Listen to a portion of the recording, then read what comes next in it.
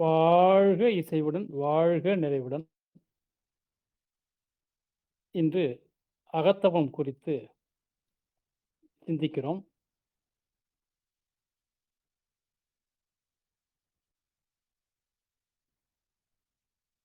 அகத்தவம் என்பது வழக்கமாக நாம் தூங்கும் பொழுது, நம்மை அறியாமல் அகத்தவத்தில் தான் இருக்கிறோம். வழக்கமா நம்ம தூங்கும்போது, அகத்தவத்தில் தான் இருக்கிறோம். அகத்தவம்னா என்னன்னா, புறத்தில் புலன்களுக்கு மூலமாக உலகத்தை தொடர்பு கொள்ளாமல் இருப்பதுக்கு பேரு அகத்தவம். அது நம்ம தியானம், தவம் அப்படின்னு பல பேர்ல சொல்றோம். ஆனா அப்படி செய்யும் பொழுது, அது சரியா தான் செய்யறோமா? அப்படின்னு தெரிஞ்சுக்கிறதுக்கு என்ன ஒரு வரையறை அப்படின்னு பார்க்கும்போது, அகத்தவம் என்பது விழிப்புணர்வுடன் நம்மை மறக்காம தூங்குறோம்னு அர்த்தம். வேற ஒண்ணும் இல்லைங்க. தூக்கத்துக்கும், அகத்தவத்துக்கும் ஒரு நூலிழை வித்தியாசம். உதாரணத்துக்கு, தூங்குறது அப்படின்றது ஒருவர் மூளை செயலற்று கோமால இருக்கிறாருன்னு வச்சுக்கங்களேன். அந்த மாரி ஒரு நிலைன்னு வச்சுக்கங்க. கோமால இருக்கிறவருக்கு, தான் கோமாவில் இருக்கிறோம் என்பது தெரியாமல் இருப்பது. அந்த மாரி இருக்கிறதுக்கு பேரு தூக்கம். அதாவது நம்ம அகத்தவத்துல தான் இருக்கிறோம். ஆனா, அகத்தவத்தில் இருக்கிறோம் என்பதை உணராமல் தூங்கிக் கொண்டிருக்கிறோம். அதுபோல அகத்தவம்ன்றது என்னன்னா, கோமாவுல தான் இருக்கிறோம். ஆனா, கோமாவுல இருக்கிறோம் என்பதை உணர்ந்து கொண்டே இருக்கிறோம். மூளையில செயல்பாடு தான் இல்லையே ஒழிய, அந்த மூளை செயல்பாடு இல்லன்னாலும், அந்த உணர்வு மட்டும் மறக்காம இருக்கு. மூளை எதுவும் சிந்திக்காம இருக்கும். விழிக்கத்தின் நிலை. அப்போ அகத்தவம் என்பது முழு விழிப்புணர்வுடன் உறங்குவது. உறக்கத்தின் போது என்ன நடக்குது அப்படின்னு பார்த்தோம்னா, நமக்கு ஏன் உறங்கி உறங்கி எழுந்த உடனே நம்ம மறுநாள் காலையில வேலை செய்யறதுக்கு நம்மால உற்சாகமா இருக்க முடியுதுன்னா, உறக்கத்தின் போது நமக்கு குறைந்த அளவு தான் 5 ஆற்றல்களையும் பெறுகிறோம். 5 ஆற்றல்கள்ன்றது வேற ஒண்ணும் இல்ல. 5ஆக விரிந்த அப்படின்ற பிற, பஞ்சம் என்று சொல்லக்கூடிய பிறன்னா விரிந்த, பஞ்சம் என்ன அத பாஞ்ச் என்ற வார்த்தையே பஞ்சமானது. 5ஆக விரிந்த எது? ஆதி எனும் மெய்ப்பொருள். இந்த நம்ம பார்க்கக்கூடிய இந்த பேரண்டங்கள் எல்லாம் தோன்றுவதற்கு முன்னாடி இருந்த ஒரு நிலைக்கு பேரு அந்த ஆதி நிலை. அந்த ஆதி நிலையே அசைய ஆரம்பிக்கும்போது, அணுவாகி அணுக்கள் கூடி, கூடி, கூடி, கூடி அணுக்களின் கூட்டு 5ஆக விரிந்து, அந்த 5 என்னும்போது எல்லாருக்கும் தெரிஞ்சது. 5 என்று யாரும் தெரியாதவங்களே கிடையாது. பஞ்சபூதம்னா தான் தெரியும். அதனால தான் நான் தமிழில் தெரிந்து கொள்வதற்காக 5 ஆக விரிந்த பெரும் ஆற்றல்கள் 5 ஆற்றல்கள்னு சொல்றது. பூதம்னா பெரிய ஆற்றல். பேராற்றல்னு அர்த்தம். வேற ஒண்ணும் இல்ல. ஐம்பூதம்னா பேராற்றல். அந்த 5ஆக இருக்கக்கூடிய அந்த ஆற்றலை நாம பெறுகிறோம். வேற ஒண்ணும் இல்ல. தூங்கும்போது என்ன ஆகுது? அந்த 5 ஆற்றல்களை நாம பெற்றுக் கொண்டிருக்கிறோம். அப்படி பெறுவது ஓரளவுக்கு தான் கிடைக்குது நமக்கு. கொஞ்சம் ஓரளவுக்கு தான் கிடைக்கும். ஏன்னா, உள்ள வந்து மற்ற வேலைகளே நடந்து கொண்டே இருக்கிறது. என்ன? செல்கள் புதுப்பித்தல், ஜீரணமா ஜீரணமாகிறது. ஜீரணமான உணவிலிருந்து சத்துக்களை பிரித்தல், இதெல்லாம் நடக்கிறதுனால ஓரளவுக்கு தான் கிடைக்கும். என்னது? பிரபஞ்ச சக்தி. ஆனா, நாம அகத்தவத்துல இருக்கும் பொழுது, அந்த அளவற்ற சக்தி அதாவது உங்க தலையில உச்சந்தலையில அப்படியே வந்து பேராற்றல்கள் வந்து இப்ப நம்ம மழை பெய்யுதுன்னு வச்சுக்கங்க. அந்த மழை பெய்யிற மாரி அந்த ஆற்றல் வந்து நல்லா உள்ள இறங்குது நல்லா தெரியும். எப்போ? ஒன்றையும் நினையாமல், தன்னையும் மறவாமல், எண்ணத்தில் எண்ணமாக இருக்கும்போது. அறிவை கொண்டு அறிவை அறிகிறோம். புலன் அறிவினை உயிரில் அடக்கியும் ஒடுக்கியும் மெய்ப்பொருளாகிறோம். நம் மேன்மை உணர்கின்றோம். மெய்விளக்கத் தவம் இருக்கின்றோம்.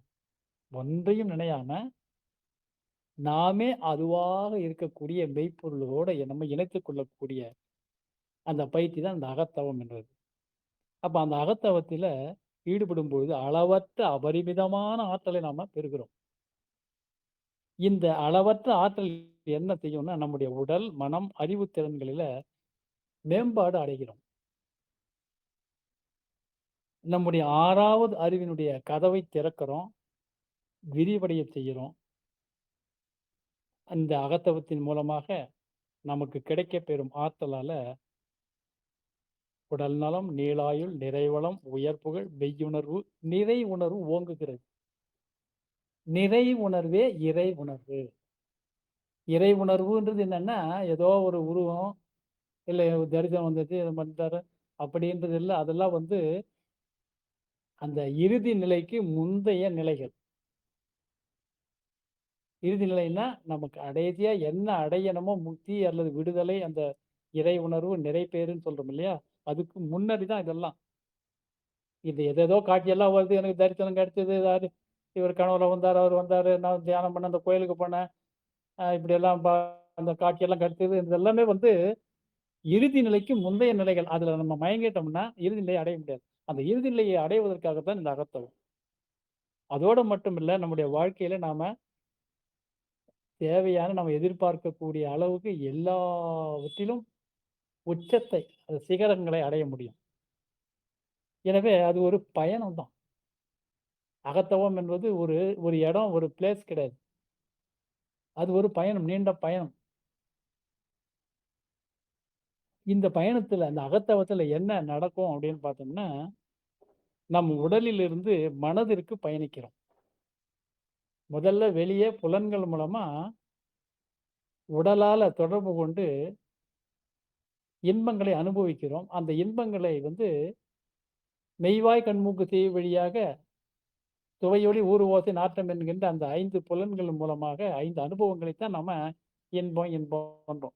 5 புலன்களின் உயிரினாற்றல் அழிவதையே இன்பம் என உணர் மயக்கம் சிந்தனையில் உயருங்கால் ஜீவகாந்தம் சிதறுவதே ஐயுணர்வு என்று உணர்ந்து கொள்கிறோம். இந்த அகத்தவத்துல உட்காரும்போது அது தெரியும். கண்களை திறந்து காதுகள் மூலமா, வாயின் மூலமா, இந்த உடம்பின் மூலமா, மூக்கின் மூலமா, எல்லாவற்றின் மூலமாக இந்த நாம உலகத்தை தொடர்பு கொள்ளும்போது கிடைக்கக்கூடிய இன்பத்துல ஆழ்ந்து விடுவதற்கு காரணம் என்னன்னா, அங்க என்ன நடக்குதுன்றது தெரியாதனால. வெளியில தான் நமக்கு இன்பம், மகிழ்ச்சி, ஆனந்தம் நினைக்கிறதுனால. ஏன்னா, அவைகளை தொடர்பு கொள்ளும்போது தான் அந்த அனுபவங்கள் கிடைக்குது. அது எல்லாத்தையும் முடிச்சுட்டு அமைதியா உட்கார்ந்து எந்த உறுப்பு, எந்த புலன்களையும் உலகத்தோட தொடர்பு கொள்ளாமல் இருக்கும் பொழுது, நம்ம உடல்லிருந்து விடுபட்டு நாம மனதிற்கு பயணிக்கிறோம். அப்படியே தொடர்ந்து கவனித்துக்கிட்டே இருக்கும்போது ஆழ்ந்த அமைதி, அமைதி, அமைதி போகும்போது மனதிலிருந்து அறிவாற்றலுக்கு பயணிக்கிறோம். அந்த அறிவாற்றலிலிருந்து நமக்கு உள்ள ஆழ்ந்து அப்படியே அமைதி. அதையும் தாண்டி ஆழ்ந்த அமைதியில லயிக்கிறோம். இப்போ இதுக்கு இந்த அகத்தவம் அப்படி இருக்கிறதுக்கு என்ன தேவை அப்படின்னு பார்க்கும்போது, முதல் தேவை நாம முதல்ல உடல் மற்றும் மனம் சம்பந்தப்பட்ட செயல நிறுத்துறது. இப்போ உடல் சம்பந்தப்பட்டு எதுவும் இல்ல. கண்களை மூடி அமர்ந்திருக்கிறோம். சுத்தி எந்த இது இருந்தாலும், ஏதாச்சும் கேட்டுட்டு இருந்தாலும் அத பத்தி கண்டுக்காம நம்ம பாட்டுக்கு உட்கார்ந்துட்டுருக்கிறோம். எதையும் நுகராமல், ஏதாச்சும் நம்ம நம்ம கட்டுப்பாட்டுக்கு மீறி ஏதோ நடக்குதுன்னா, அத பத்தி நம்ம அ பொருட்படுத்தாம நம்ம பாட்டுக்கு உட்கார்ந்துருக்கிறோம். அப்ப நம்ம உடல் மற்றும் மனம் சம்மந்தப்பட்ட செயல்ல நிறுத்திட்டோம். அப்படிமான்னா இல்ல. ஏன்னா உடல் சம்மந்தப்பட்டு நிறுத்திட்டாலும், மனசு ஏற்கனவே நடந்தது எதையாச்சும் நினைச்சிட்டு இருக்கும். அல்லது நடக்க போறது ஏதாச்சும் நினைச்சிட்டு இருக்கும். அதிலிருந்தும் விடுபடும்போது எப்படி விடுபடுறது? பார்ப்பது, பேசுறது, சிந்திப்பது போன்ற எல்லா செயல்களையும் விடுபடுறோம். இது ஒரே நாள்ல உட்கார்ந்த அன்னைக்கே நடக்குமான்னா நடக்காது. நாம இந்த தவம் செய்யாதபோது நம்ம இயல்பு வாழ்க்கையில எப்படி நடந்து கொள்கிறோமோ அதை பொறுத்து தான். எளிதில எதுக்கெடுத்தாலும் நம்ம உணர்ச்சி வயப்பட்டவர்களாக இருந்தால் உட்கார்ந்த உடனே இந்த அமைதிக்கு வர முடியாது. நம்ம கடமைய சரியா செய்து கொண்டு மற்றவர்களைப் பற்றி பொருட்படுத்தாமல், யாரையும் குறை காணாமல், குறை கூறாமல், எவரிடமும் எதையும் எதிர்பார்க்காமல், ரொம்பவும் நம்முடைய இதுவ திணிக்காமல், கருத்தை திணிக்காமல், நம்முடைய கடமைகளை ஆற்றிக்கொண்டு வரும்பொழுது, இந்த மாரி உட்கார்ந்தா உடனே மனம் கொஞ்சம் அடங்கும். அப்படி இல்லாமல் நாம இயல்பு வாழ்க்கையில பதட்டமாவே இருக்கும் பொழுது, உட்கார்ந்த உடனே அது அடங்காது. கொஞ்சம் நேரம் ஆகும். அதுக்கு என்ன பண்ணணும்னா, 2 முக்கியமான அடிப்படைகள் தேவைப்படுது. என்னன்னா, அகத்தவம் என்பது அசையாத உடலும், அலையாத மனமும். இதுதான் அகத்தவத்தினுடைய அடிப்படை தேவைகள்.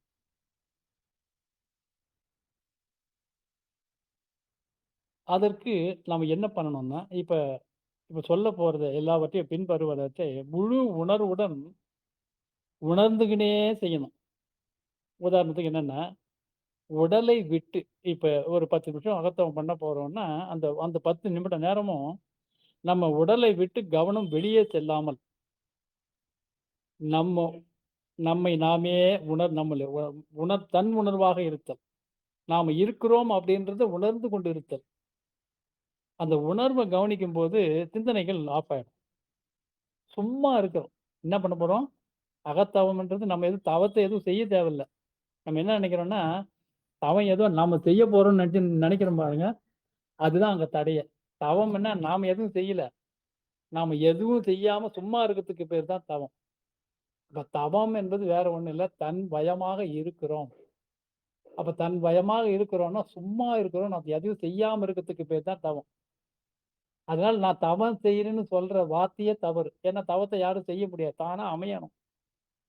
தானான்னா உட்கார்ந்திருக்கும்போது ஒன்றும் நிலையாத நிலைக்கு தானா வருது பாருங்க. அதுதான் வருது. நாம ஒண்ணும் அத அந்த நிலைக்கு போல. நாம் அதுக்கு ஒரு சூழலை ஏற்படுத்திக் கொடுக்கிறோம். என்ன? புலன்களிலிருந்து விடுபடுறோம். அசையாத உட்கார்ந்துக்கிறோம். மனதை அலைய விடாம அவ்வளவுதான் நம்ம வேலை. நமக்கு வசதியான முறையில, அதே சமயத்துல அசைவின்றி ஒரே இடத்துல அமர்றது. இப்படி உட்காரு, அப்படி உட்காருங்கன்னு சில எல்லாம் சொல்லுவாங்க. ஆசனங்கள்லாம் சொல்லுவாங்க. அதுல உட்கார்ந்துட்டு நம்ம சிரமப்படணுன்ற அவசியம் இல்ல. நம்ம கவனம் திசை திரும்பாத அளவுக்கு எப்படி உட்கார்ந்தா நல்லதோ, இது சரியா இருக்குமோ, அப்படி உட்காந்து கொஞ்சம் ஒவ்வொருத்தரும் கொஞ்ச நாளைக்கு உட்காந்து பழகி பார்க்கணும். அவ்வளவுதான். அதுல ஒரே ஒரு தேவை என்ன அப்படின்னு பார்த்தா, அசையாம இருக்கணும். முடிந்தா தரையில விரிப்பு மேல உட்காரலாம். அல்லது நாற்காலியா இருந்தா உட்காரலாம். எந்த இடத்துல அமர்ந்து உட்கார்ந்தா நமக்கு வசதியா இருக்குமோ, நம்ம கவனம் திசை திருப்பாதோ அந்த இடத்துல உட்கார்ந்துட்டு செய்யலாம். வசதியா உட்கார்ந்துக்கணும் அதான். ரொம்ப இறுக்கமா உட்கார்ந்துறக்கூடாது. தலை, கழுத்து, மார்பு, முதுகுத்தண்டு செங்குத்தா இருக்கணும். இது ஒரே ஒரு தேவைதாங்க. இது ஒண்ணு வந்துட்டா போதும். தளர்வா இருக்கணும். அதே சமயத்துல நேரா இருக்கணும். கால்கள சமணம் போட்டுக்கலாம். அல்லது தாமரை இருக்கை, அதாவது பத்ம இருக்கை, உயிர் இருக்கைன்னு சொல்லுவாங்க. சித்தாசனம். சித்தாசனம் அப்படின்னும்போது, ஒரு கால நம்ம தொட்ட மாரி வச்சுக்கிட்டு, இன்னொரு கால அது மேல வச்சுக்கிட்டு, 2 கால்களையும் உடம்போட சேர்த்து வச்சுக்கிட்டு, கைகளை இணைத்துக் கொண்டு உட்கார்றதுக்கு பேரு சித்தாசனம். அத கைகளை இணைத்துக் கொண்டு உட்காருவாங்க. சிலரு சின்முத்திரையில மூட்டு மேல மணிக்கட்டு இருக்கிற மாரி வச்சுட்டு உட்காருவாங்க. இயன்றவரை கைகள கோர்த்துக் கொண்டு செய்யறது ஒரு நல்ல நடைமுறையாக எல்லோரும் பின்பற்றுகிறோம். 2 கை விரல்களையும் கோர்த்து வச்சுக்கிறோம். கண்கள மெதுவா மூடுறோம். இப்போ இப்பத்திலிருந்து நீங்க அப்படியே கண்களை மூடிக்கொண்டு அப்படியே தொடர்ந்து இத பின்பற்றிக்கிட்டே வரலாம். நம்ம இந்த கேட்பதை ஒரு தவமாக செய்கிறோம். கேட்பதே நம்ம அகத்தவம். இப்ப தவம்ன்னு தனியா இல்ல. இப்ப நம்ம பேசிக்கொண்டே இதை கேட்டுக்கொண்டே தவம் செய்கிறோம். இது கேட்கும் தவம். கண்கள மெதுவா மூடுறோம். மூடுறோன்றத தெரிஞ்சுக்கிட்டு மூடணும். வேற ஒண்ணும் இல்ல. இப்ப நீங்க எப்படி தன்னுணர்வா இருக்கிறதுன்னா, மனம் வேலை செய்யாம வெளிய போகாம இருக்கிறதுக்கு என்ன உபாயம் அப்படின்னா, கண்ண மூடுறோன்றத உணரணும். கண்ண மூடுறத பார்க்கணும். கண் திறந்துட்டு கூட மூடுறோம். கைய தேய்க்கிறோம்னா, கைய தேய்க்கும்போது உணர்றோம்.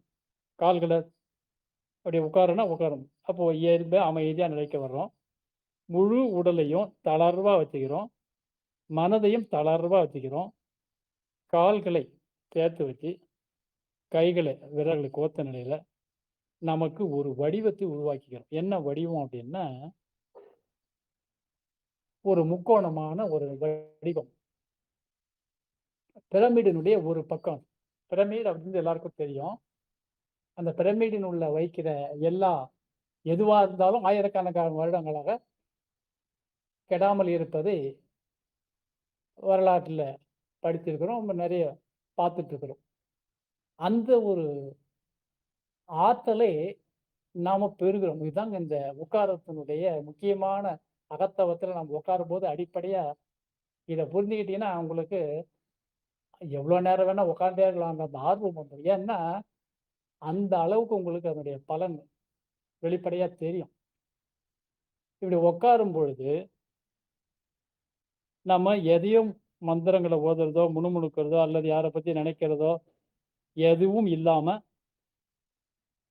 எந்த வேலையும் மனதுக்கு மந்திரம் சொல்லும்போது, நம்ம தியானம்ன்ட்டு உட்காந்துட்டு, ஏதாச்சும் இதெல்லாம் சொல்லுவாங்க. அந்த மாரிலாம் சொல்லும்போது, மறுபடியும் அங்க வேலை குடுத்துரும். அப்ப அது தியானம் கிடையாது. அதனால எதையும் சொல்லாம, நம்முடைய உடல் முற்றிலும் இயல்பான நிலையில் இருக்கும் பொழுது, நமது உள்ளுணர்வு அடுத்த நிலைக்கு பயணம் செய்யுது. இத அப்படியே கண்ண மூடிக்கிட்டே, அப்படியே கைகள சேர்த்து வச்சுட்டே அப்படியே கேளுங்க. மனம் மற்றும் அறிவு நிலைக்கு பயணம் செய்யும். இந்த மனம் என்பது எப்படின்னா, பல எண்ணங்களினுடைய கலவைதான். மனத்தளத்திற்குள்ள கணக்கற்ற எண்ணங்கள் வந்த வண்ணம் இருக்கும். நமது எண்ண ஓட்டங்களுக்கு ஏற்றவாறு எண்ணற்ற கேள்விகள் தெரிந்தோ, தெரியாமலோ நமது மனதிற்குள் எழுந்தபடியே இருக்கும். மனதை அறிவாற்றலை கடந்த நிலைக்கு நாம் கொண்டு செல்ல வேண்டுமென்றால், நாம் நமது மூச்சுக்காற்றை இப்போ கவனிக்க துவங்கணும். கவனித்தல் என்பது ஒரு வேலை கிடையாது. அது நமக்கு இயல்பா நடந்துகிட்டு இருக்கிற ஒரு இயல்பான குணம் அது ஒரு வேலை இல்ல. அதனால நாம நம்ம மூச்சுக்காற்ற கவனிக்க துவங்குறோம். அப்படியே கவனிங்க. மூச்சு விடுவது ஒரு வேலையா செய்யக்கூடாது. மூச்ச நாம இழுத்து விடல. இயல்பா உள்ள வர்ற மூச்ச கவனிக்கிறோம். காற்றை உள்ளே இழுப்பதும், விடுவதும் நம்ம வேலையா செய்யல. தானா உள்ள போது. இப்ப இந்த அகத்தவத்துக்கு முன்னாடி நம்ம பேசிட்டு இருக்கும்போது, எப்படி அந்த காத்து உள்ள போயிட்டு வந்தது நாம கவனிக்காம இருந்தாலும், அது பாட்டுக்கு போயிட்டு வந்ததோ, அதே போல தான் இப்பவும் போயிட்டு வர்றதுன்னு கவனிக்கிறோம் அவ்வளவுதான். இப்ப புதிதா நாம அந்த காற்றை இழுக்கல, விடல. இயல்பா நடக்கிறத கவனிக்கிறோம். அந்த மூச்சு காற்றை சுவாசிப்பது, வெளியே அனுப்புவதும், அதுவா நடக்க அனுமதிக்கிறோம். நம்முடைய இயற்கையான சுவாசத்தை, நம்முடைய முயற்சி இல்லாமல் நடக்கிற சுவாசத்தை கவனித்தா போதும். அவ்வளவுதான். அதான் பண்ணிட்டு இருக்கிறோம் இப்போ. இதுதான் முக்கியம். இதுதான் நம்முடைய எண்ணங்கள் சிதறாமல் இருக்க சிறந்த வழி என்னன்னா, அந்த மூச்சை கவனிக்கும்போது எண்ணங்கள் காணாமல் போயிடும். நீங்க மூச்சை கவனிக்காத போது அளவற்ற எண்ணங்கள் வந்துகிட்டே எண்ணங்கள் அடிக்கடி நெறைய தோன்றுவதற்கு நம்ம விரும்பியோ, விரும்பாமலோ எண்ணங்கள் அதிகமாக வந்து கொண்டே இருப்பதற்கு அடிப்படை காரணம் என்னன்னா அதுதான். அதனால அப்படி ஏதாச்சும் கவனிச்சுட்டே இருக்கிறோம். ஏதோ ஒரு எண்ணம் வருதுன்னா, அது பின்னால நாம மறுபடியும் பயணிக்கக்கூடாது. எப்படி? "இது ஏன் வருது?" அப்படின்னு கேட்கக்கூடாது. "இது இல்லாம இருந்தா பரவாயில்லையே! இது எப்படி வந்தது?" அப்படின்னு சந்தேகம். இந்த மாரி எண்ண அலைகளுக்கெல்லாம் நம்ம இடம் குடுக்காம, அந்த எண்ணங்களையும் தவிர்த்து, இயற்கையான சுவாசத்த மட்டும் கவனிக்கணும். அதையும் மீறி எண்ண அலைகளின் அளவு குறையும்போது, அதிகமாகும்போது என்ன பண்ணணும்னா, மூச்ச நம்ம முயற்சியில கொஞ்சம் இழுத்து விடலாம். நிதானமா இழுத்து, நிதானமா விடலாம். ஓரிரு முறை அல்லது ஒரு ஒரு 5 முறை. அப்படியே இழுத்து விட்டுட்டு, அப்படியே இழுத்து விடுற வேலைய விட்டுட்டு, மறுபடியும் வெறுமனே கவனிக்கிறத பார்க்கணும். அந்த மாரி பார்க்கும்போது எண்ண அலைகளின் அளவு குறையும். மெதுவா நமது சுவாசத்தின் அளவு குறைந்து சிறிதாயிடும். இறுதியில நம்ம சுவாசத்தின் அளவு மிக, மிக, மிக குறைந்து, ஒன்றும் அந்த சுவாசம் கூட நடக்காத மாரியான ஒரு நிலைக்கு வந்துருவோம். அந்த சுவாசம் எவ்ளோ நிதானமா நடக்குதோ, எவ்ளோ இல்லாத நிலை மாரி நமக்கு நம்ம சுவாசம் நடக்குறது தெரியாதனால, நம்ம இருக்கிறதே கூட சில நேரத்தில மறந்துரும். அப்படியே தூங்குற மாரி தெரியும். கொஞ்ச நேரம் பொறுத்து மறுபடியும் நினைவு வரும்போது, "ஓ! இவ்வளோ நேரம் தூங்கிட்டோமான்னு." அப்படி தூங்கல நீங்க. அந்த உங்களையே நீங்க நிலைத்திருக்கிறீர்கள்னு என்று அர்த்தம். அப்ப எண்ணங்கள் அற்ற நிலையில நம்ம இருக்கிறோமா, தூங்குறோமா, கவனிக்கிறோமான்னு தெரியாது. அதுதான் அந்த நிலை. இந்த நிலைய தான் முழுமையான முக்தி அப்படின்னு சொல்றது. இப்போ இந்த முக்தி என்பது இது இவ்வளவுதான். எண்ணமற்று நாம இருக்கும் நிலைக்கு தான் பேரு முக்தி, விடுதலை. ஆனா முக்தி என்பதுக்கு நம்ம வேற ஏதேதோ நெறைய கேள்விப்பட்டு எழுதி வச்சு, செத்த பிறகு போயி அந்த இடத்துல இந்த மாரிலாம் இருக்கும், அந்த மாரிலாம் இருக்கும் அப்படின்னு கதை, கட்டுரை நெறைய வர்ணனைகள்லாம் வரும். அது எல்லாத்தையும் நாம விட்டுட்டு, இந்த மாரி இருக்கிற ஒன்றும் இல்லாத ஒரு நிலை பேர் தான் அதுதான் முக்தி. இந்த நிலையில் தான் பிரபஞ்சத்துக்கு இப்ப இந்த மாரி சொல்றேன் பாருங்க. இப்ப இந்த மாரி உணர்றோம் இல்லையா? இந்த மாரி உணரணும். எந்த மாரி? ஒன்று இந்த மூச்சு நடக்கிறது, ஸ்லோவா நடக்கிறத பார்க்குறோம். ஸ்லோவா நாம செலுத்தல. எண்ணங்கள் குறையும்போது அந்த மூச்சும் ஸ்லோவாகும். அதையே கவனித்துட்டே இருக்கும்போது டக்குனு அந்த அதனுடைய வேகம் முதல்ல வேகமா போறது எண்ணம் அந்த சுவாச காற்று. அதுக்கப்புறம் குறைவா போகும். குறைவானா நிதானமா, நீளமா போகும். அந்த இடைவெளி அதிகரிக்கும். வேற ஒண்ணும் இல்ல. ஒரு மூச்சு உள்ள போறதுக்கும், இன்னொரு மூச்சு உள்ள போறதுக்கும் இடையில ஒரு கேப். இன்னும் மூச்சு உள்ள போயிட்டு அங்கருந்து வெளிய வர ஆரம்பிக்கும் இல்லைங்களா? அது 2க்கும் இடையில ஒரு கேப் வரும். என்னன்னா இடைவெளி. மூச்சு போறது தெரியும். கொஞ்ச நேரம் அ ஒண்ணுமே தெரியாது. அப்புறம் வெளிய வரும். அப்ப அந்த கேப் அதான். அந்த கேப்ப கவனிக்க ஆரம்பிச்சுட்டோம்னா, நம்ம அகத்தவத்தில் வெற்றி அடைந்து விட்டோம்னு அர்த்தம். அந்த கேப் முதல்ல இடைவெளி ரொம்ப குறுகியே தான் இருக்கும்.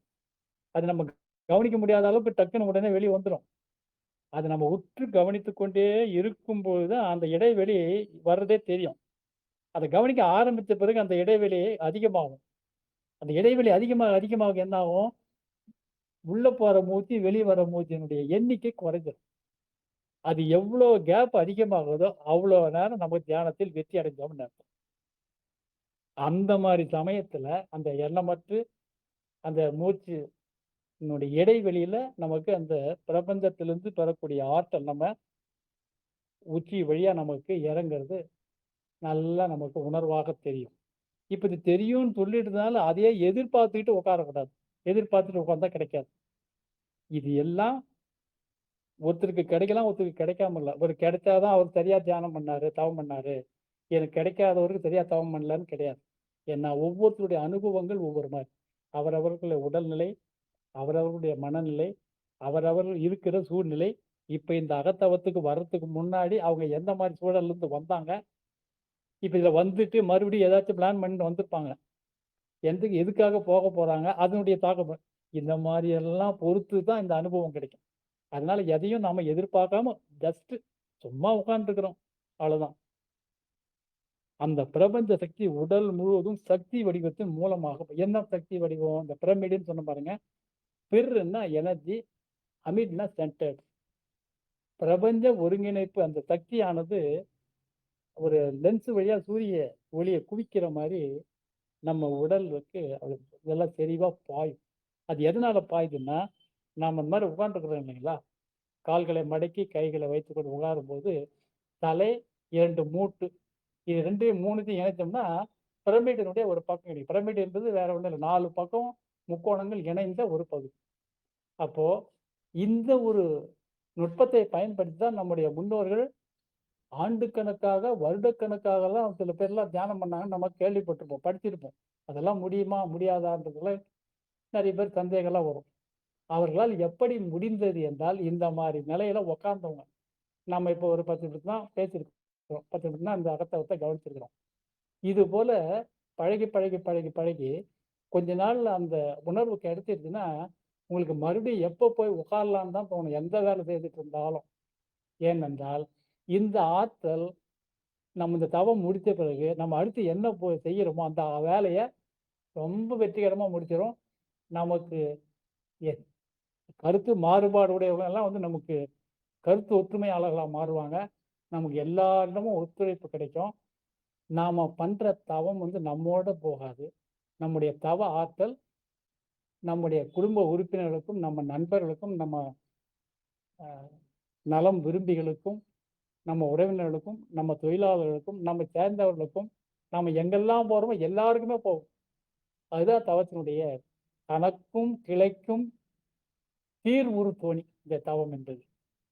கிளைக்கும் தனக்கும் மேற்துணை ஆமேன்னு சொன்னார். கிளைக்கும் வினைக்கடல் தீர்வுறு தோணி, கிளைக்கும் தனக்கும் மேற்துணை. நாம இந்த அகத்தவத்தை இந்த அளவுல நாம உடல் முழுவதும் அந்த சக்தியின் மூலமாக பாய துவங்கும். இதை வந்து நாம அகத்தவம் என்று குறிப்பிடுகிறோம். இந்த அகத்தவத்தை இன்னொரு வார்த்தையாலும் குறிப்பிடுவோம். தியானம் என்று சொல்லுவோம். அந்த தியானம்னா தீன்னா பேரறிவு. தியானம்னா பயணம். பேரறிவை நோக்கிய பயணம். அகத்தவம் என்று அதுதான். அகத்தவம்னா ஒன்றையும் நினையாமல் தன்னையும் மறவாமல் எண்ணத்தில் எண்ணமாக இருக்கிறோம். ஆகவே இந்த ஒரு புரிதலோடு சில நிமிடங்கள் நம்முடைய மூச்சை கவனித்து அகத்தவத்தில் இருப்போம். மீண்டும் நாம் கூறும் முறை அமைதியாக ஒன்றையும் நினையாமல் தன்னையும் மறவாமல் ஆழ்ந்து அமைதியில் ஆழ்ந்து இருக்கிறோம். நம்மை சுற்றி என்ன நிகழ்ந்தாலும் அவற்றை கண்டுகொள்ளாமல் இருக்கிறோம்.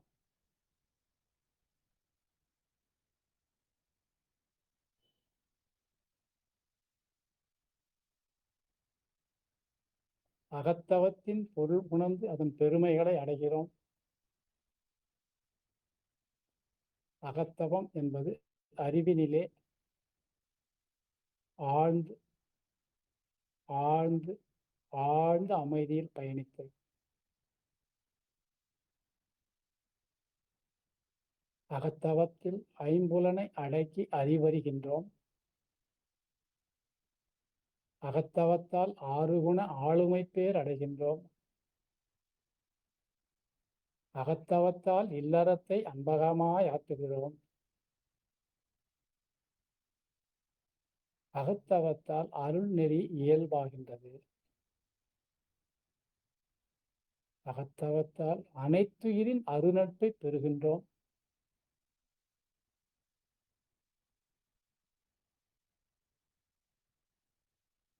எண்ணங்கள் ஏதேனும் குறுக்கிட்டால்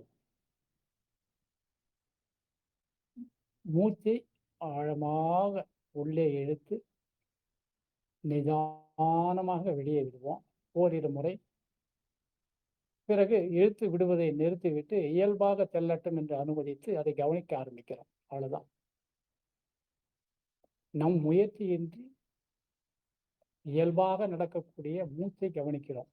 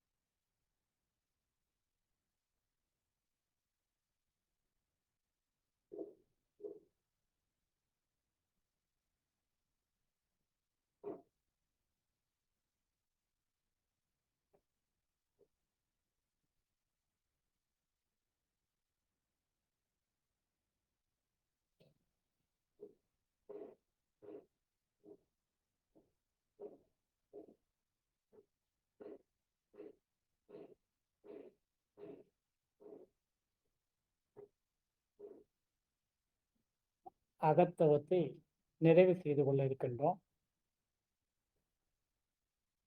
கண்களை திறக்காமல் இப்பொழுது பெற்ற அந்த உணர்வை உடல் முழுவதும் கவனிக்கிறோம். உடல் முழுவதும் தலை உச்சியிலிருந்து கால் வரைக்கும் அப்படியே உங்களோட கவனிங்க. அப்படியே நாமே நம்மளை எதிரில் நின்றுட்டு பார்க்குற மாதிரி நம்ம உருவத்தை பார்க்குறோம். இதுதான் உண்மையான தரிசனம்.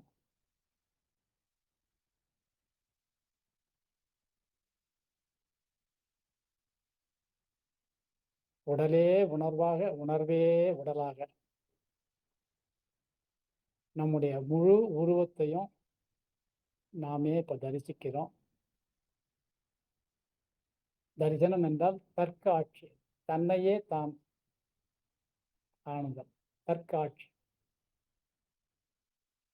இந்த தற்காட்சியில பெற்றவர்கள் குரு, அரசு, தெய்வத்தின் பெருமதிப்பை உணர்ந்து அறிவால் போற்றி வணங்குகிறோம். வணங்குவதோடு அவர்களுடைய வழியில் நடைமுறை வாழ்க்கையில் பின்பற்றுகிறோம். அதுவே அவர்களுக்கு செலுத்தும் வழிபாடு.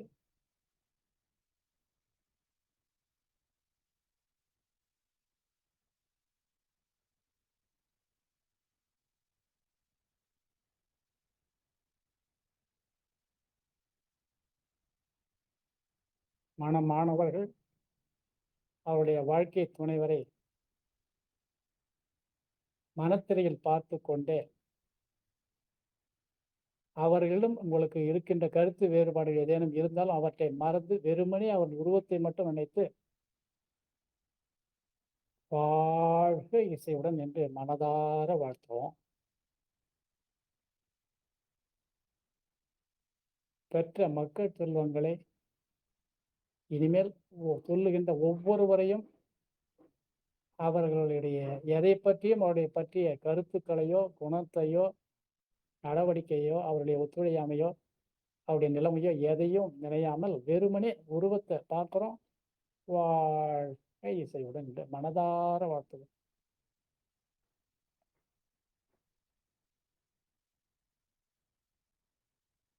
பெற்ற மக்கள் செல்வங்கள், நெருங்கிய உறவினர்கள், நம்முடைய பராமரிப்பில் இருக்கக்கூடிய முதியவர்கள் எவரேனும் இருப்பின் அவர்களை நினைக்கிறோம்.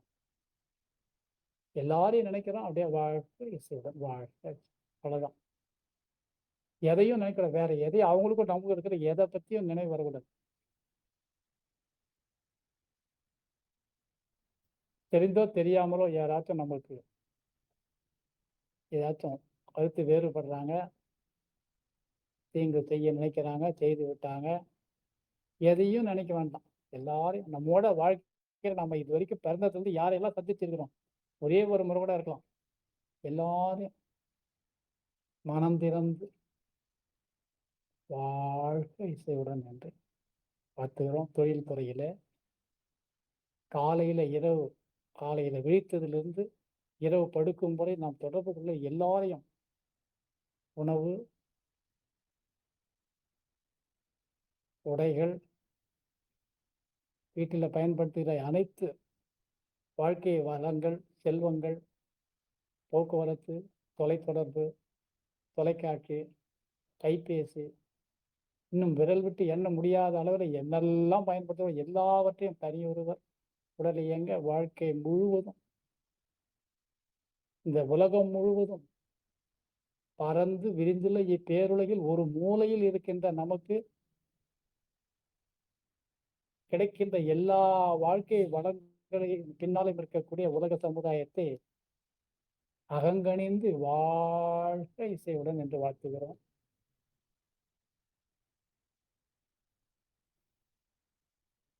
தடம் மாறுகின்ற பலர் இளம் பருவத்தினர்கள், படித்து கொண்டிருப்போர், படித்துவிட்டு வேலையற்று இருப்போர், பருவம் வந்து மனம் கொள்ள வழி இல்லாதோர், மனமாகி மகப்பேரின்றி வருந்துவோர், தாய்மையுற்றிருப்போர், மனம் முறிவானோர், மலம் விளக்கானோர்,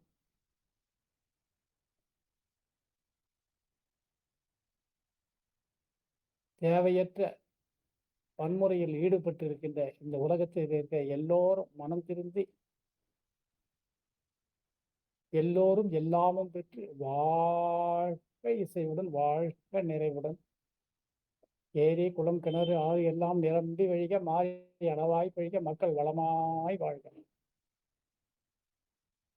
வையமேலாம் வாழட்டும் வாழ்க்கை வளம் காத்து நிதாய், வளரட்டும் மெய்யறிவு வாழ்க்கை இன்பம் உய்த்தறிவே, உய்யமை பொருள் நாட்டம் உலகெங்கும் மக்களிடம் ஓங்குக மேலோங்குக யோயமேலாம், வேளாண்மை செழிக்கட்டும், தொழில் வளம் பெருகட்டும், அரசியல் நிர்வாகம் சீரமையட்டும், உலக அமைதி நிலவட்டும், எல்லா உயிர்களும் இன்புற்று வாழ்க, அமைதியாய் வாழ்க, விடுதலை பெறுக. அறிவுக்கு வணக்கம், அறவோர்க்கு வணக்கம், அறத்திற்கு வணக்கம். கைகளை கண்களை திறக்காம அப்படியே தலைக்கு மேல தூக்கி பக்கவாட்டில் கையை எடுத்துக்கொண்டு வந்து மார்புக்கு நேராக வச்சு கண்களை திறக்க வேணாம் சொல்ற வரைக்கும் கைகளை நல்லா தேய்ங்க. தேய்ச்சிட்டு சொல்வதை அப்படியே கவனிச்சுட்டே வாங்க. கைகளை பிரித்து அப்படியே பக்கத்துல வைங்க. 2 உள்ளங்கையும் பார்க்குற மாதிரி வைங்க. அந்த தலை நேரம் அப்படியே இருக்கட்டும். உங்க கவனம் முழுக்க இப்ப உள்ளங்கையில கவனிங்க. அந்த உள்ளங்கையை அப்படியே கொஞ்சம் வெளியே கொண்டு வாங்க.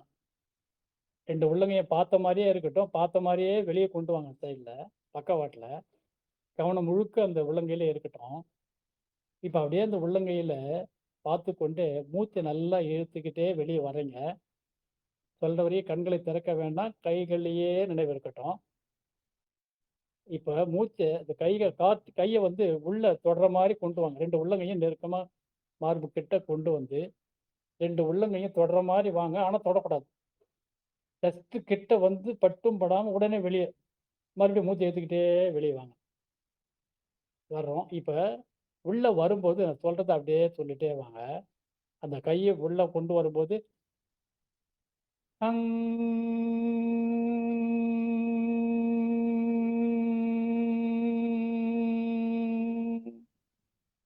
மூச்சு முடிஞ்சது, கையை கிட்ட வந்துடுத்து தொடாம டக்குன்னு உடனே வெளியே வந்து மூச்சை வெளியே வரும்போது மூச்சை உள்ளுக்கு இழுக்கணும். மூச்சை ஏற்றுக்கிட்டே வெளியே வர்றீங்க. இப்போ இந்த அசைவை வந்து நிதானமா அசைச்சு பாருங்க. உள்ள வரும்போது வெளியே போகும்போது மூச்சை இழுக்கணும். மூச்சை எடுத்துக்கிட்டே வெளியே விட்டுக்கிட்டே கையை கிட்ட கொண்டு வர்ற வரைக்கும். கிட்ட வந்த உடனே ஜஸ்ட் பட்டும் படாம உடனே வெளியே வந்துடணும். இப்போ இன்னொரு முறை நல்லா கையை தேய்ங்க. இப்போ எதையும் சொல்ல வேண்டாம். அப்படியே அந்த கையை பிரிங்க. உங்களால் பிரிக்க முடியுதான்னு பாருங்க. பிரிக்க முடிஞ்சா பிரிங்க. கொஞ்சம் வெளியே வாங்க, கொஞ்சம் வெளியே வாங்க, மறுபடியும் உள்ள வாங்க, மறுபடியும் வெளியே வாங்க. அந்த கைகள் சந்திக்கிற மாதிரியே இருக்கணும். ஆனால் டச் பண்ணாமல் வெளியே வாங்க, உள்ளே போங்க, வெளியே வாங்க, உள்ளே போங்க. இப்போ அந்த அசைவை கொஞ்சம் கொஞ்சமாக வேகப்படுத்துங்க. முதல்ல நிதானமாக அசைச்சிங்க. இப்போ வேகப்படுத்தும் போது இந்த 2 கைகளுக்கு இடையில என்ன நிகழுதுன்னு பாருங்க. கண்களை திறந்து அப்புறம் நாம என்னன்னு பேசுவோம். இப்போ அப்படியே வெறும் கவனிங்க. 2 கைக்கு இடையில என்ன நடக்குதுன்னு கவனிங்க. அந்த 2 கைகளையும் உள்ள கொண்டு வரும்போது என்ன நடக்குது, வெளியே போகும்போது என்ன நடக்குது, வெளியே உங்களால் ஈஸியாக போக முடியுதான்னு பாருங்க. இந்த கைகளை வெளியே எவ்வளோ தூரம் விரிக்க முடியுதுன்னு பாருங்க. எவ்வளோ தூரம் விரிக்க முடியுதுன்னு பாருங்க. அந்த தொடர்பு 2 கைக்கு இடையில ஒரு தொடர்பு கிடைக்கும். அந்த தொடர்பு விட்டு போச்சுன்னா உள்ள வந்துடணும். தொடர்பு கிடைக்கிற வரைக்கும் வெளியே போயிட்டே இருக்கலாம். அப்படி போயிட்டே இருக்கும்போது கைகள் அப்படியே விரிந்து எவ்வளோ நீளம் போதோ அப்படியே பின்னாடி வரைக்கும் போகும்.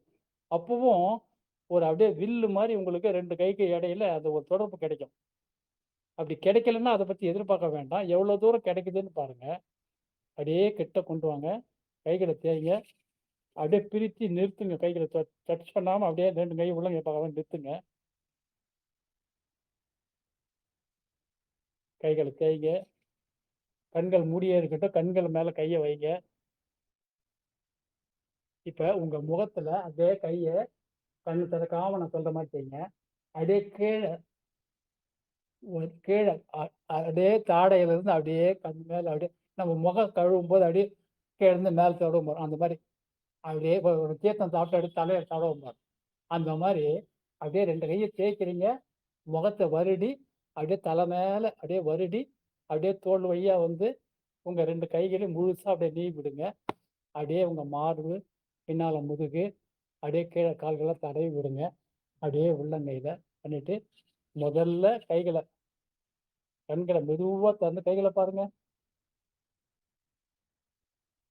வாழ்கிறேன் இசைவுடன், வாழ்கிறேன் நிறைவுடன். நாள்தோறும் நாள்தோறும் எல்லா வகையிலும் முன்னேறிக் கொண்டிருக்கிறேன். என்னை நான் முழுமையாக ஏற்றுக்கொள்கிறேன். மகிழ்ச்சி. தவம் நிறைவு பெற்றது.